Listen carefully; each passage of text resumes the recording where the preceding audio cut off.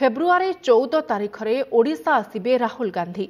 ओडिशा रे 4 दिनर कार्यक्रम रहिबो। 4टी जिल्ला रे राहुल गांधी भारत जोड़ न्याय यात्रा करिवे बोली वरिष्ठ कांग्रेस नेता जयदेव जेना कहिसेंती। सेहीपरि आसंता 29 तारिख में एआईसीसी अध्यक्ष मल्लिकार्जुन खड़गे ओडिशा गस्तरे आसिबे।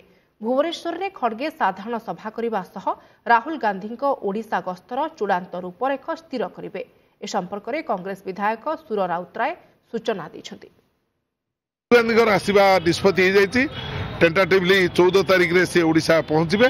पीसीसी प्रेसिडेंट पहुंचला परे आम आलोचना करूँ। वरिष्ठ नेता मैंने आलोचना कलापर आम रिक्वेस्ट करूँ राहुल गांधी ऑफिस को जे ये रास्तार आसतु। ये रास्तार गले आमको सुविधा हम। आमको 4 दिन समय दिखाई ओडिशा रे तांकर गस्तक्रम रहा। 29 तारिख दिन खगड़े मीटिंग पीएमजी छक हाँ अनुमति नहीं आइलु। आज आम मिनिमम रखीचु 5000 जेते रही पारे 5000 मु मिनिमम रखी कि मुझे भावुँ चारियाडे जमी हवा है लोक 50,000 बोधे हो।